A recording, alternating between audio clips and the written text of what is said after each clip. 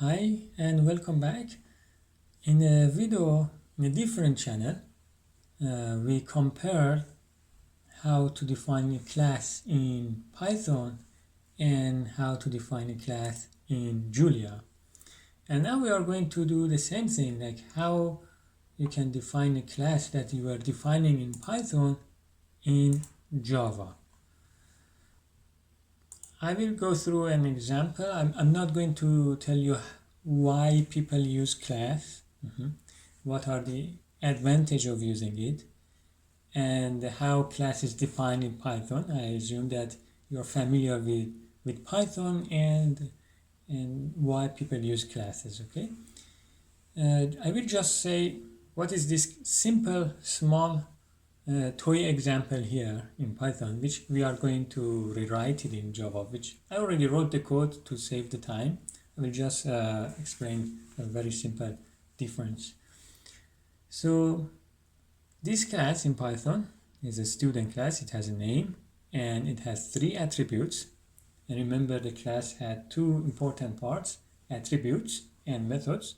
Attributes are variables or data stored inside that instances of that class, and methods are functions that are related to that class, and one of their arguments is instant of that class, which in Python you don't write it inside the parentheses of that function. Instead you put it first, like here.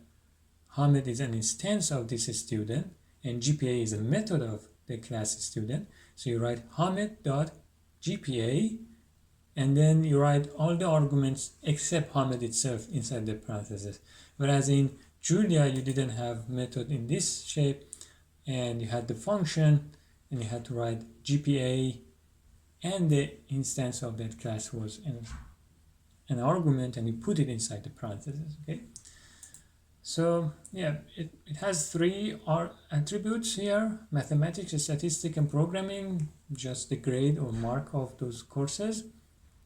And then the GPA will calculate the weighted average, grade point average, whatever you call it.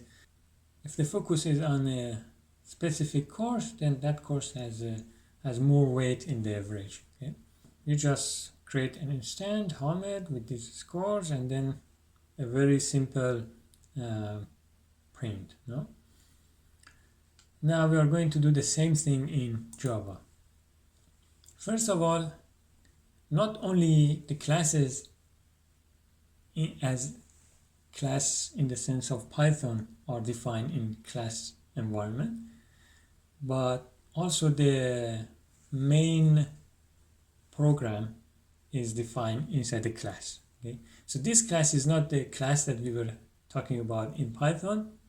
This is something in a Java style. Okay, but the class that we had in Python is here. So you define, you put a name, and then they don't call attributes anymore, they just call variables of this class, and you put their name and you declare the type, which are float. You could put integer as well, int would be fine, but anyway I put float. And then a constructor, which is a method, and in Java functions and methods are both called methods, so even if it was not for this class, it was called method anyway. So you just write the name of the class as the name of the method. You don't need to say it returns what, it's just constructor of this class. And then the 3 variables of this class, you will take them as the argument, but I put different name here because those names means this thing here, but these different names means the argument that the user is putting, no? So it takes 3 numbers and put it inside these 3, so initialize them, no? And then the same method that we had there, GPA, and you don't need to put self anymore. That's one difference with Python. Then the second argument was focus, which was a string, and then you have to say what is the type of the return value of this method. which is a float number, and then this is the if-else statement that we had there. I could use switch in Java, but I just wanted to be compatible with the Python file. Then the class is finished. I put the main program as a class with the name same as the name of the file, and then there is a main method which returns nothing, and you can watch one of our video about Java, which I put the link to that video below, which explain what it is, but this is just to tell Java that do these tasks. What task we are doing? First, creating an instance of that student. So I say Hamid is of type of student, and then I say create a new student.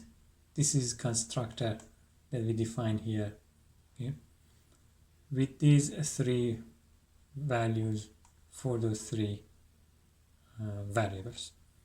Then just printing a message in the terminal that Hamid's mark is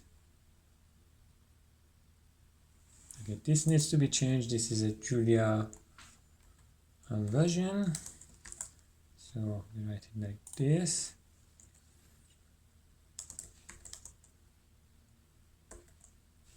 Okay, so Hamid's mark at mathematics is this thing, and next line, Hamid's GPA, if he chooses mathematics as his focus, will be GPA with focus being math, okay, and etc. So now we are going to run it. Well, first save because I did a change here, and I open a terminal. I say Java compiler, Java class Java to create the bitcode file, the intermediate phase. Press enter. No compilation error. You see, it is not only creating the .class file for the program, but also create a .class file for the student class. And then I say Java classpath -cp space, then location here, because I have a space in the address, so I use quotation around it, and one space, Java class. I run Java class file because that has the main program, not the student.class. Okay. And you don't put the .class. Press enter, and you see that the message is printed. Hamid mark in math is 100. I need a space here, but I can add it later. Next line, and etc. It's working fine. Okay, I hope you get a feeling how class looks like in Java. If you have any question, put it as a comment below.